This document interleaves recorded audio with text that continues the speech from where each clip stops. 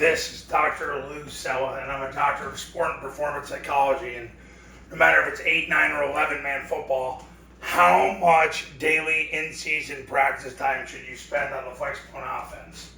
Well, here's the thing. The average college football program has 3 practices a week. They have 3 practices a week. So the optimum number of practices you should have a week is 3. I know people who do it in 2. The days of doing it in 4 are over because you wear your kids out, especially all of you who have 3-way players, which probably is everybody listening to this YouTube channel. You all have 3-way players. So right now, recovery is so important when you have 3-way players. So here's how it works. Optimum working time is 90 minutes. That is optimum working time is 90 minutes. Once you go past 90 minutes, you actually get worse. Josh Kaufman's 20-hour rule proved this. I've heard endless head college football coaches say this. I was at a college football practice 2 weeks ago. They did not go 91 minutes. They went 90 minutes. Because they know players get worse once you go past 90 minutes. Optimum working time is 90 minutes. Offense is 40% of the game.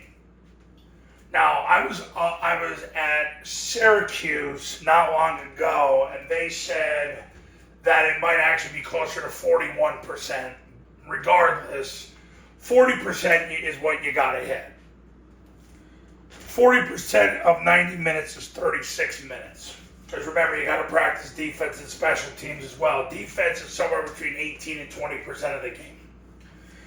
So the answer is you have a maximum of 36 minutes of offensive practice. I can tell you this right now. I have clients that get it done in 25 minutes.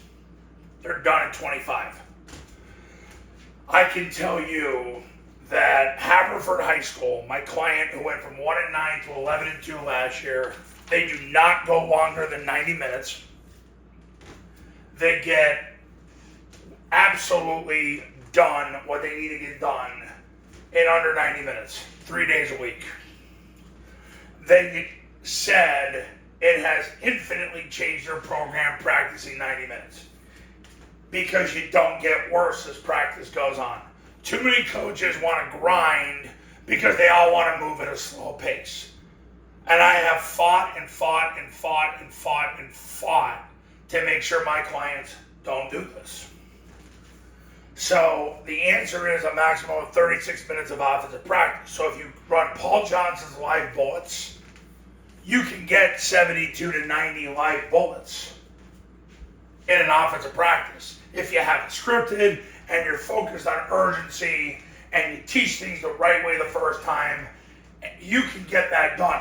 You don't need to have 72 to 90 reps of practice once you're in season. Once you get through the first 3 weeks of camp and you get 1,200 live bullets in, meaning your first offense gets 1,200 live team reps, your second offense gets 1,200 live team reps, you need about 150 live team reps a week. So you need about 25 minutes. But maximum 36 of offensive practice.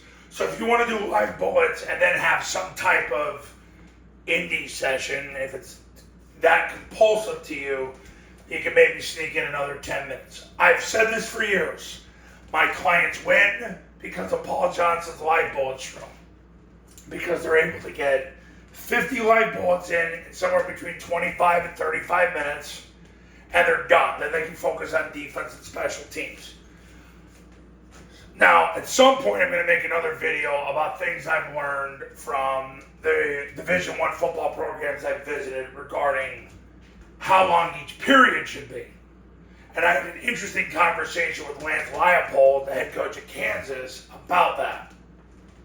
That's for another video. Okay, so the answer is max 36. Less is better.